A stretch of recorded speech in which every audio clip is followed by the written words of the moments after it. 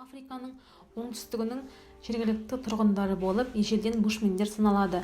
Олар шебер аңшылар, терімшілер, көшпелілер, керемет ісшілер, бишілер, суретшілер, жылан мен жәндіктер, өсімдіктер әлемінің нағыз білгірлері болды. Африкада табиғатты тану жөнінде олармен ешкім де таласа алмайды. Бушмен оңтүстік африкалық бірнеше тайпаның жалпы атауы. Жаңаша деректер бойынша олар адамзаттың алғашқы өкілдері болып саналады. Бұл жерге алғашқы еуропалық адамдардың табаны тигенше бушмендер жабайылық жағдайында өмір сүрген. Олар лашықтарында немесе бұталар мен шөптердің арасында тіршілік еткен. Осы өмір салтына орай бушмен деп аталды. Бұл ағылшын тілінен аударғанда бұта арасындағы адам, бұтақтағы адам деген мағынаны береді. Ал бушмендердің өз арасында жалпы атауы жоқ. Олар өздерін белгілі бір тайпаға қатысты айтады. Бушмендер тайпасы ертеректе Африканың оңтүстік батысындағы Намибия шөлінің басым бөлігін мекен еткен. Шамамен 1,5 мың жыл бұрын олар солтүстіктен келген мал шаруашылығымен айналысатын банту халқымен қақтығысқа түсті. Осының салдарынан жергілікті тұрғындар өздерінің аңшылықпен айналысатын жерлерінен айырылып Калахаридің аптап шөліне ығысты. Еуропалықтар оңтүстік Африкаға келе бастаған 17-ші ғасырдың ортасында бушмендер тас дәуіріндегі секілді жағдайда өмір сүрген. Жергілікті тұрғындар отарлаушыларды аса жақтыра қойған жоқ.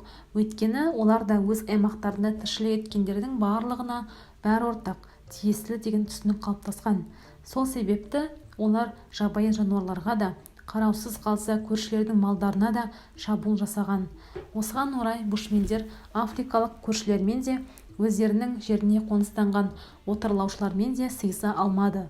Мұндай қатынасқа төзбеген отарлаушылар бушмендерге қарсы аяусыз соғыс ашып, оларды біртіндеп жоя бастады.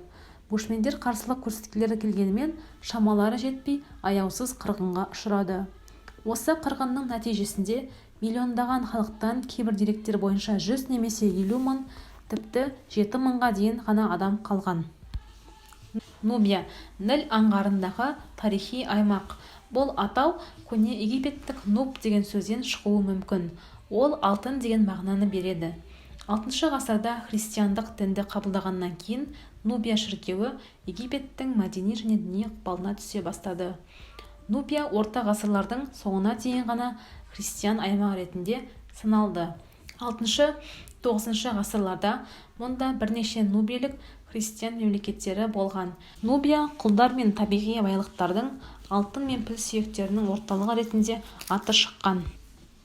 Нубияға исламның қанат жаюының басты себебі 10 ғасырдан бастап елдің солтүстігіндегі құнарлы жерлерді египеттік арабтардың сатып ала бастауы еді.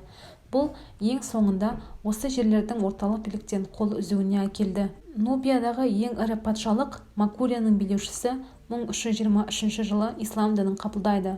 Халық өз билеушісінің таңдауын қолдайды. 16 ғасырдың басында Нубия толығымен ислам билеушілерінің бақылауына өтті. Осылай ежелгі патшалық араб және ислам әлемінің бөлінбес бір бөлшегіне айналды. Гана біздің заманымыздың 1-ші мыңжылдығында Батыс Африка алғашқы қауымдық құрылыстан өтіп, аймақтағы көптеген халықтарда жоғары деңгейдегі қоғамдық құрылыс формасы қалыптасты. Батыс Африка аймағындағы ең ежелгі мемлекеттік құрылым Гана мемлекеті болды. 8 ғасырдағы араб деректерінде ол алтын мемлекеті деген атпен кездеседі. Гана монархиялы басқарудағы мемлекет.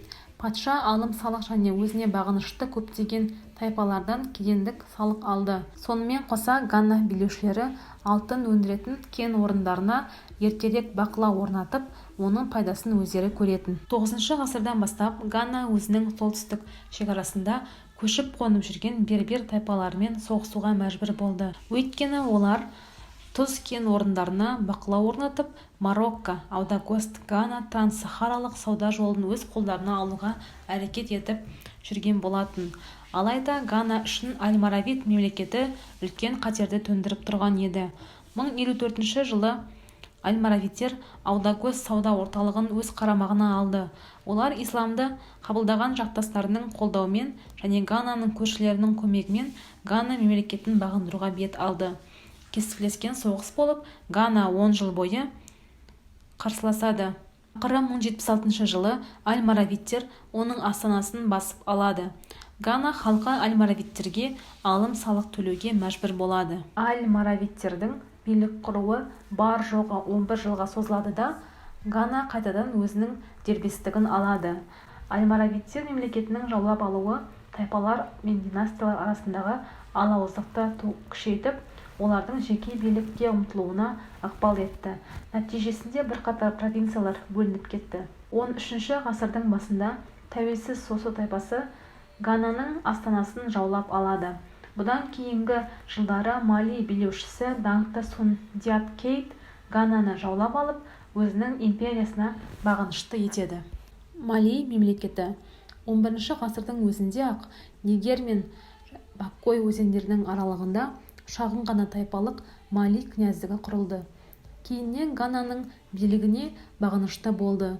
Көршілермен болған соғыстарда шыңдалған әскербасылары өз биліктерінің этникалық және саяси негізін қалайды да, алғашқы мүмкіндікті пайдаланып, саудаға үстемдіктерін орнатады.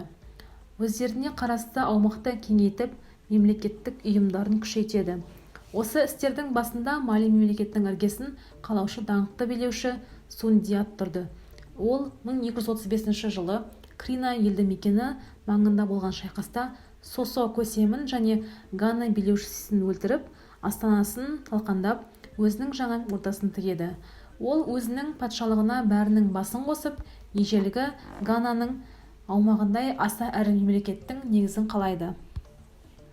Ал ең зор атаққа 1307-1338 жылдар аралығында патшалық құрған Манса, яғни патша сөзі Мұса ие болды. Оның билігі кезінде Мали өте үлкен аумақты аса қуатты күшке айналды да, өз мәдениетінің шыңына жетті.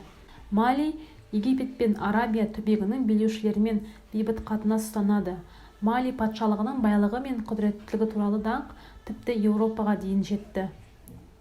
Алайда Мали мемлекеті негізі берік емес, көптеген ерте таптық қоғамдағы мемлекеттік бірлестіктер секілді жауынгер көшпелілер мен көршілес тайпалар шабуылының салдарынан әлсіреп, біртіндеп ыдырай бастады. Сонгай мемлекеті 15 ғасырдың басында құрылып, Әли Соннидің, яғни Сонни дегеніміз бұл жерде билеушінің титулы, басқаруында біршама жетістіктерге жетті. 1464-1492 жылдар аралығында билік жүргізген Әли билеуші ұлы деген атақты иеленді. Ол 1468 жылы Томбуктуды басып алып, Туарек пен Моси тайпаларының шабуылын тойтарады. Осы жылдары Мали мұрасы үшін кескілескен шайқастар жүрді. Сонгай билеушісі осы үздіксіз соғыстарда өзінің үстемдігін көрсетіп, билігін қалыптастырады. Әли Сонни өте дарынды қолбасшы болатын. Сондай-ақ оның көзінде ішкі басқару реттеліп, орталықтандыру күшейтілді. Жайынды басып алу арқылы Сонгай билеушісі піл сүйегі жағалаулары мен жоғарғы Вольта аймақтарындағы алтын кен орындары шығатын аймақтарды қазіргі Гананы өзіне қаратып бақылауына орнатты. Мемлекеттің нығаюы негізінен 1493-1528 жылдар аралығында билік құрған бірінші Мұхаммед кезінде арта түсті. Орталық билік бірыңғай шаралар мен салық жүйелерін енгізіп, сауда мен қолөнерді өркендетті және оларға үлкен артықшылықтар берді. Жаңа ауыл шаруашылық дақылдарын енгізіп, жер өңдеудің әдістерін дамытты. Бірінші Мұхаммед мәдениеттің дамуын қолдады. Діни мектептер көптеп ашылып, ислам діні қанат жайды. Ел астанасындағы жоғары оқу орындарында Құран оқу және діни ілімдермен қоса әдебиет, тарих, жағрафия, математика және астрономия, жеті еркін өнер пәндерін оқытуға көңіл бөлінді. Осы кезеңде көптеген ғылыми еңбектер, тарихи жылнамалар және әртүрлі тақырыптарға арналған қолжазбалар жазылды. Өкінішке орай олардың басым бөлігі 16 ғасырдың соңында мароккалықтардың шапқыншылығы кезінде жойылып кетті. 16 ғасырдың екінші жартысында Сонгайда өзара қырқыс пен династиялық бөлінулер және бағыныштылардың қарсылығы жиі болып тұрды. Бұл өз кезегінде мемлекеттің әлсіреуіне әкелді. Сонымен қоса 16 ғасырдың соңында Сонгай мароккалықтардың экспансиясына ұшырай бастады. 1584 және 1591 жылдары мароккалықтар Сонгайдың бірқатар қалаларына шабуыл жасады. Біраз уақыттан кейін билік басына келген Нұх мароккалық әскерлерді әлсіретеді, тіпті кейбір бөлімшелерін жойып та жіберді. Сонгайлықтар жеңіске жеткенімен баяғы құдіретті кезіндегідей дәрежеге жеткен жоқ. Сонгайға амалсыз бағынып тұрған көптеген тайпалар мен мемлекеттік бірлестіктер осы жағдайды пайдаланып, өз алдарында жеке бөлініп кетті. Бушмендер